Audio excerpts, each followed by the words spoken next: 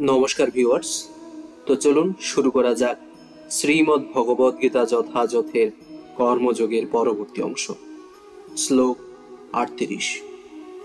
ধূমে না প্রিয়তে বহ্নির যথাদর্শ মলেন চ যথুল্যেনাবৃত গর্ভস্তথা তেনেদমাবৃতম। অগ্নি যেমন ধূমের দ্বারা আবৃত থাকে, দর্পণ যেমন ধুলোর দ্বারা আবৃত থাকে, অথবা গর্ভ যেমন জরায়ুর দ্বারা আবৃত থাকে, তেমনি জীবাত্মা বিভিন্ন মাত্রায় এই কামের দ্বারা আবৃত থাকে। তাৎপর্য: জীবের শুদ্ধ চেতনা সাধারণত তিনটি আবরণের দ্বারা আচ্ছাদিত হয়ে যায়। অগ্নি যেমন ধূমের দ্বারা আচ্ছাদিত থাকে, দর্পণ যেমন ধুলোর দ্বারা আচ্ছাদিত থাকে, এবং গর্ভ যেমন জরায়ুর দ্বারা আচ্ছাদিত থাকে, জীবের শুদ্ধ চেতনাও তেমন কামের আবরণে আচ্ছাদিত থাকে।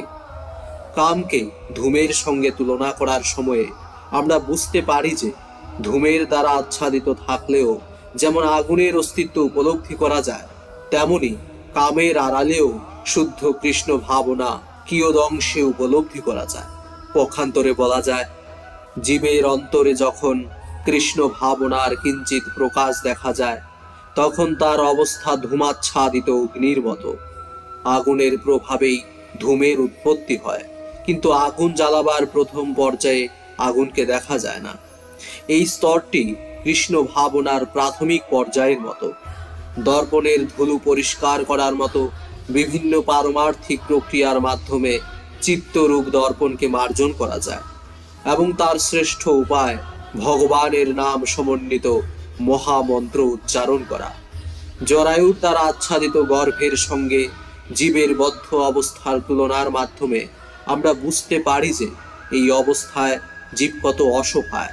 জঠরস্থ শিশু নড়াচড়া পর্যন্ত করতে পারে না। জীবনের এই অবস্থাকে গাছের সঙ্গে তুলনা করা যেতে পারে। গাছেরাও জীব, কিন্তু প্রবল কামের বশবর্তী হয়ে পড়ার ফলে তারা এমন অবস্থায় পতিত হয়েছে যে তাদের চেতনা প্রায় সম্পূর্ণভাবে লুপ্ত হয়ে গেছে। ধুলোর দ্বারা আচ্ছাদিত দর্পণকে পশু পক্ষীর সঙ্গে তুলনা করা যায়, আর ধূমাচ্ছাদিত অগ্নির সঙ্গে মানুষের তুলনা করা যায়।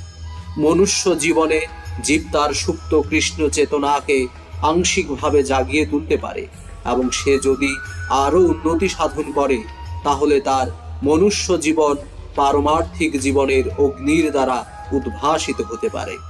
ধূমাচ্ছাদিত আগুনকে খুব সাবধানতার সঙ্গে হাওয়া দিতে থাকলে তা যেমন এক সময় প্রজ্বলিত হয়ে ওঠে, তেমনি মানুষ তার অন্তরে ভগবত ভক্তির আগুন জ্বালিয়ে তুলতে পারে। এভাবেই মনুষ্য জন্ম জীবের জন্য জড় জগতের বন্ধন থেকে মুক্ত হওয়ার একটি পরম সুযোগ। মনুষ্য জন্ম লাভ করার ফলে জীব তার শত্রু কাম প্রবৃত্তিকে জয় করতে পারে, আর তা সম্ভব হয় যথার্থ তত্ত্বাবধানে কৃষ্ণ ভাবনা অনুশীলন করার মাধ্যমে।